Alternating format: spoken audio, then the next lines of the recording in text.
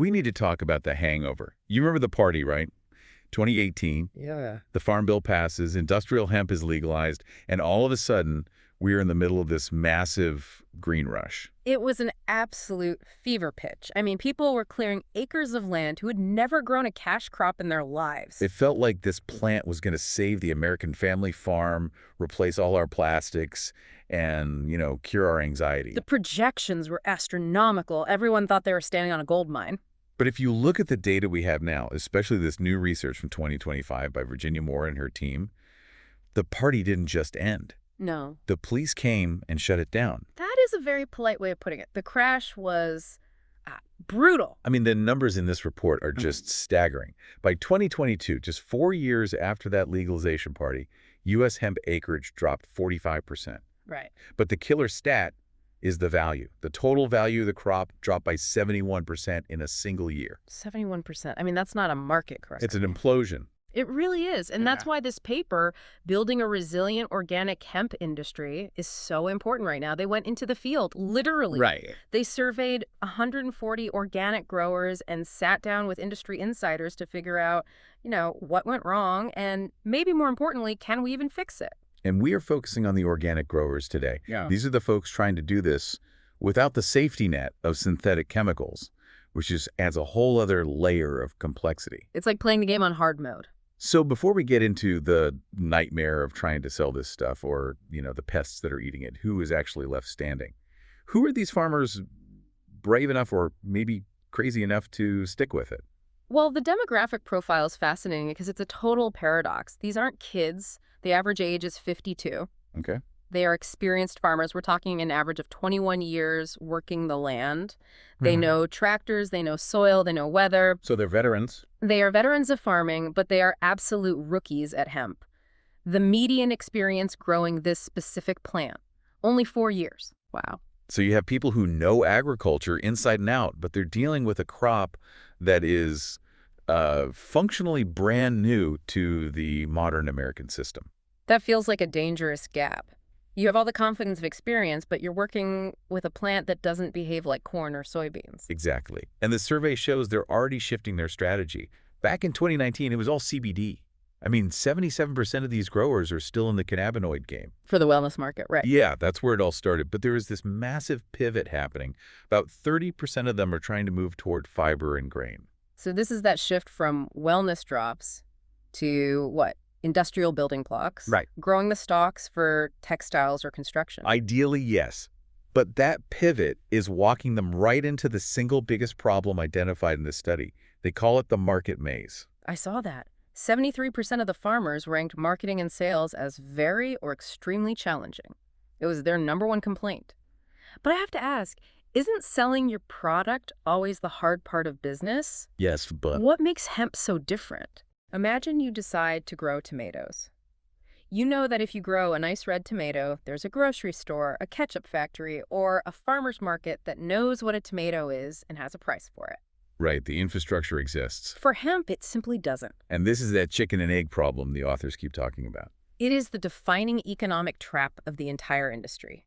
To turn hemp stalks into fiber for, say, jeans or insulation, you need a decortication plant. And that's the big, expensive factory that separates the fibers. A massive, loud, expensive factory that separates the stringy outer fiber, the bast, from the woody inner core, the hurd. Okay, bast is the skin, hurd is the wood. Got it. But an investor isn't going to spend $20 million building one of these plants until they know there are, 10,000 acres of hemp growing nearby to keep the machine running. But the farmers aren't going to plant 10,000 acres of a crop they can't eat if there's no factory to buy it. So everyone is just staring at each other, waiting for the other person to blink. And the farmers who did blink first, they got burned. The focus groups in this study are full of these horror stories about ghosting. This part was actually heartbreaking to read. We're not just talking about a bad price. We're talking about farmers who had contracts. Signed pieces of paper. They grew the crop, harvested it, filled their barns, and the buyer just vanished. Stopped answering the phone. Or the company just folded overnight, or they just said, sorry, we don't have the cash. So you have these farmers with barns full of the 2019 harvest, literally rotting. It's worthless. And for the organic grower, this market failure stings twice as hard. because organic farming is just harder, more labor intensive. Yeah. Much more. And usually you do that extra work because you get a premium price, right? Organic cotton sells for more than conventional. Organic strawberries cost more. Sure. But this study found that for hemp fiber, that premium doesn't exist. Wait, what? Really? So you're out there hand weeding, doing all this soil stewardship, Hmm. and the textile mill offers you the exact same price as the guy who's just spraying chemicals. That is the current reality. It's just bulk biomass to them. You're doing Mercedes-level work for a Corolla-level paycheck. That's a perfect way to put it. Now, there is a glimmer of hope on the grain side, for food and oil. There's a potential premium there, especially for organic animal feed. Okay, so that's something. But that brings us crashing into the second massive hurdle, The government? the regulatory tightrope. It was the number 2 challenge, and honestly, it's the one that causes the most lost sleep. Because if you grow corn and it has a bad year, you lose money. Right. If you grow hemp and it has a bad year, you might be committing a felony. And we're talking about the hot crop issue, the THC limit. The legal limit is 0.3% THC. It's a totally arbitrary line in the sand. If your crop tests at 0.31%, it's no longer agricultural hemp. It's legally marijuana. It is a Schedule I controlled substance in the eyes of the law. And the remedy isn't just, paying a fine. Nope. It's destroying the entire crop. You have to burn it or plow it under. Imagine that tomato farmer again. They have a great summer, the tomatoes are huge and red, and then an inspector shows up and says, sorry, these tomatoes are too red, you have to burn the field. That is just insane. And the kicker is the farmer doesn't even really control this, do they? No, not really, and that's the biology of the plant. Hemp produces cannabinoids like CBD and THC as a stress response. It's a defense mechanism. So if there's a drought or a heat wave, Or a nutrient spike, the plant gets stressed, it tries to protect itself, and boom, your THC spikes. so the harder the plant fights to survive, the more illegal it becomes. It creates this terrifying level of risk. Yeah. And you mentioned the animal feed earlier. That's another regulatory absurdity. Yeah. Farmers have all this nutritious grain and what they call cake, the protein-rich leftovers after pressing oil. They want to feed it to their chickens and cows. It could be a huge revenue stream. But the FDA is saying no. The approval process is moving at a glacial pace. So you have a safe, organic, high-protein feed that you can't legally sell as feed, while your neighbor is importing soy from Brazil. It drives these farmers crazy. And on top of all that, they can't even bank like a normal business. Right. The 2018 Farm Bill legalized hemp, but the banking system is still incredibly risk-averse. Many banks flag hemp businesses as marijuana adjacent. So getting a loan for a tractor or just getting crop insurance is a nightmare. It really is. They are operating these cash-heavy businesses in a totally digital world. So we have a market that might not pay you, a government that might burn your crop. But we haven't even talked about the actual farming yet. I feel like we all assume hemp is easy to grow. Ah, yes, the myth. We have that phrase, grows like a weed. I've used it. I assume you just, throw seeds down and walk away. That is the most dangerous myth in this whole industry. And for organic growers, it's the furthest thing from the truth. Challenge number 3 is the battle on the ground. The study calls out weed management as a massive issue. But if hemp grows like a weed, shouldn't it win that fight? Eventually, yes. Once hemp gets to be 5-6 feet tall, it creates a canopy and it shades out everything else. But as a seedling, it's a diva. A diva. It is weak, it grows slowly, and it is terrible at competing for resources. So in those first few weeks, the actual weeds are just crushing it. They are dominating. And you have to remember, the conventional farmer just drives over with a sprayer of Sonal and HFP and kills the weeds chemically. And the organic farmer has, what? 0 chemical options. They're out there cultivating mechanically, tilling the soil, which costs fuel and labor, or they're trying these complex cover cropping strategies. If you lose the weed battle in week 3, you've lost the crop for the year. And it's not just weeds. The report listed this whole zoo of pests I hadn't even considered. It's a buffet out there. The corn earworm is a particularly nasty one. It doesn't just eat the leaves, it bores right into the flower bud. Which is the most valuable part of the plant for a CBD grower. Exactly. And once a worm is inside the bud, It's all over. it just causes rot from the inside out. You've also got European corn borers, root feeders, fungal diseases like Pythium.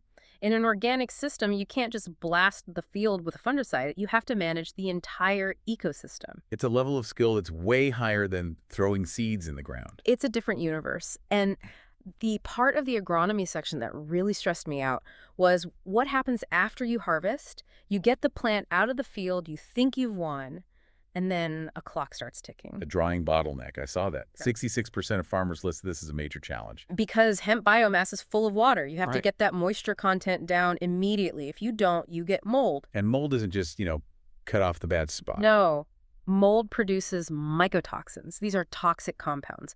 If your crop tests positive for mycotoxins, you can't sell it for food, you can't sell it for oil, you often can't even feed it to animals. It becomes hazardous waste. Essentially, yeah. And without big industrial dryers, you're at the mercy of the air. If it rains after harvest, you can lose an entire season's work in 48 hours inside your own barn. It sounds nearly impossible. The market is broken, the law is scary, the biology is working against you. So is the answer better genetics? Is there a magic seed that fixes all this? That is the holy grail. The study highlights that better genetics is the top solution farmers are begging for. They need a plant that solves these problems for them. What does that look like? A plant that weeds itself? Maybe one day. But right now, they want 3 very specific things. First, a worry-free plant when it comes to THC. They want a variety that is genetically incapable of going hot That would solve the legal risk. instantly. Second, for the CBD growers, they need feminized seed. They need 100% female plants. If one male plant sneaks in and pollinates the field, the plants stop producing CBD and start producing seeds. Your oil value just plummets. And the third one was regional adaptation. This felt like a really big deal in the paper. It's huge. Right now, a lot of farmers are buying seed that was bred in like Colorado or Europe or China.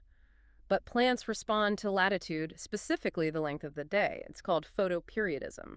So a seed from Oregon thinks summer is a different length than a seed in North Carolina? Precisely. If you plant an Oregon seed in North Carolina, it might get confused and start flowering when it's only a foot tall, or it might never flower at all. And farmers are spending thousands of dollars on seeds that are biologically destined to fail in their zip code. But they don't know that until it happens. Which brings us to the information problem. The blind leading the blind. Right. The study said 75% of growers get their info from other growers. And 43% use online videos. YouTube University. Which, is great for some things, but in a regulated industry, this is dangerous. There was a story in one of the focus groups where a farmer was confidently explaining organic certification rules to a room full of people. And he was wrong. Completely legally wrong. But he sounded like an expert. And if you're a novice farmer, you write that down as truth. And you bet your farm on it. And I heard it on a podcast is not a valid legal defense when the inspector shows up. Alas. No, I don't think the USDA accepts that. So, these farmers are flying blind, using the wrong seeds, fighting weeds by hand, hoping the buyer shows up. What's the path forward? Is there a roadmap out of this mess?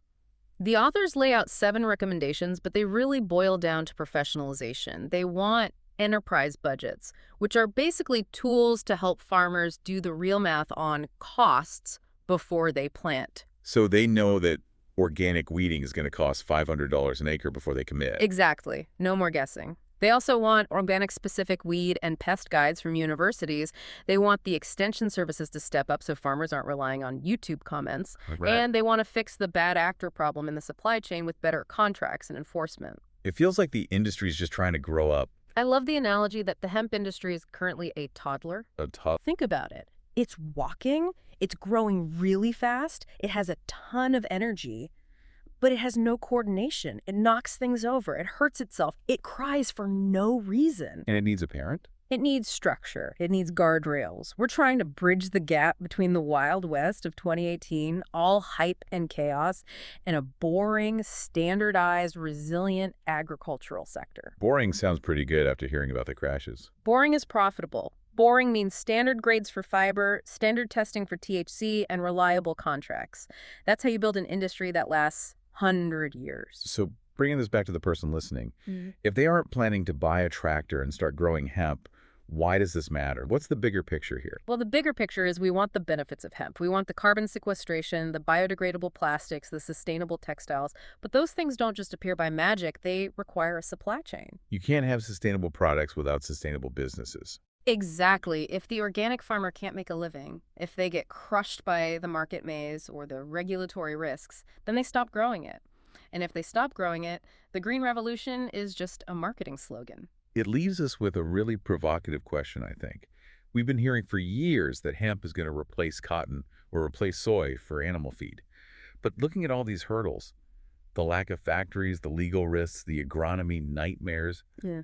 is it actually going to happen? That is the billion-dollar question. If we can solve that chicken and egg processing problem, I think hemp becomes a global commodity. It really could change agriculture. But if we can't, if we leave these farmers to fend for themselves, then organic hemp just stays a boutique curiosity. It stays a niche product for fancy CBD oil and expensive t-shirts, and it never actually changes the world. Commodity or curiosity? We're going to be watching the next few years very, very closely to see which way it breaks. That's a wrap for this deep dive into the struggle for a resilient organic hemp industry. Thanks for being with us, and we'll catch you on the next one.